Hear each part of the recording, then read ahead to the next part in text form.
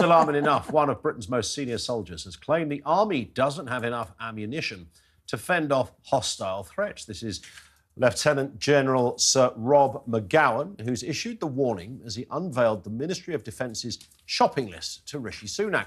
The Deputy Chief of Defence Staff is demanding more money to better protect the UK, including funds for an integrated air and missile system to defend the country against an attack from the skies. The embarrassing gaps in Britain's military spending capabilities will pile further pressure on the PM to increase the military budget. The Defence Secretary, Grant Shapps, who's already demanded Britain boosts its defence contributions to 3% of GDP, said there's a vast range of weapons he would like to buy. There's a vast range I'd like to buy as well at the moment. Well, do you know what? This feeds into that strange notion we have about governments and whatever department it happens to be, in this case, defence, that we sort of go to bed at night thinking there's some very clever people out there who've got it all covered.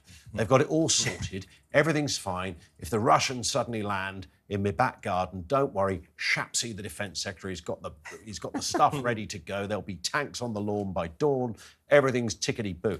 And, of course, it's only when you begin to unpick it and you hear, from the coalface, a senior military person, you realise that actually it's a catastrophe in terms of our military capabilities. I mean, it's so thin on the ground. I mean, just put aside 1 second everything he's talking about, his big shopping list of weaponry. Personnel, the size of our military.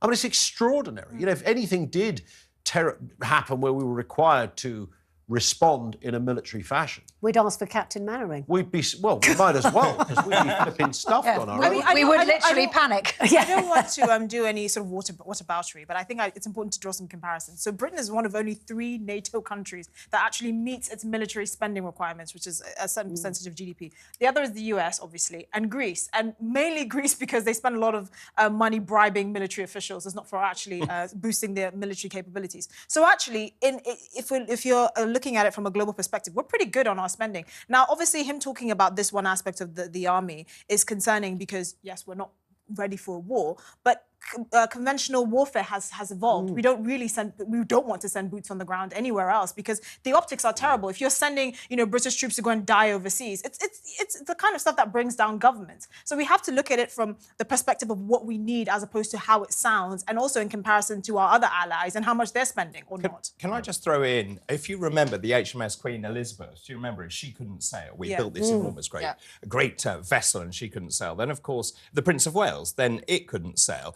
Then we managed to misfire a missile whilst Grant Shapps was actually on the submarine at the same time. Wasn't that a nuclear missile? It wasn't a real one. It wasn't loaded at that time. But also, you're right, but at the same time, I look back, over the last 10 years, something like 1 million people have tried to join the forces, and 80% gave up trying to negotiate the hurdles over that time.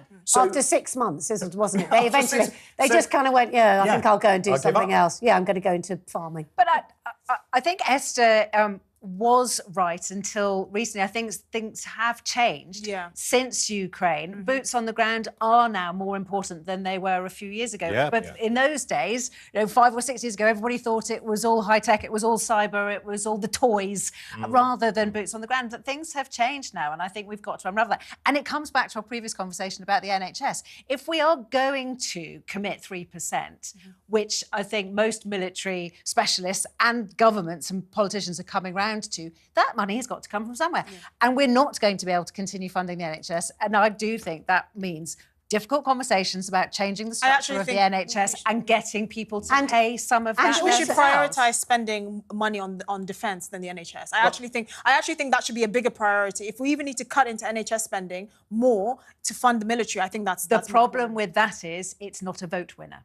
Well, I'm sorry. Sometimes people are going to have to wake up to the reality that there's a geopolitical realignment going on. The world is a much scarier place. You should actually probably watch your diet more. But when you talk about politicians have to make that argument. And sorry, I was just going to say, and also when we talk about geopolitics and also global, I also do think that these multinationals, these mega ones who have got so much money that they've got more than, countries' GDPs, you know, and you know the companies I'm talking Yeah. about, they've got to, you know, they've also got to step up to the plate and pay more taxes into the countries in which they operate, and sometimes in which they operate, and in which they actually get rid of all the, you know, jobs and that sort of thing, so that actually they pay a bit more. And when you look at the numbers, out of a country of, what, 67 million people, we have 67,000 in the army, 22,000 in the navy. So, you know, if you don't have defence of the nation, of the realm, you haven't got an NHS, have you? You haven't got any other infrastructure. Well, the statistic that I know I've told you this on before, but it's still, I still find it extraordinary, is that our armed forces combined couldn't fill the stadium at Twickenham. I mean, that just to me, all of them It's in one horrifying. place. And wouldn't it's- fill Bring back Twickenham national Stadium. service. It's smaller than when we were in the Napoleonic War. The Russian army can fill Twickenham. That's the difference. Yes, and many more statements. And many more. Well, yeah.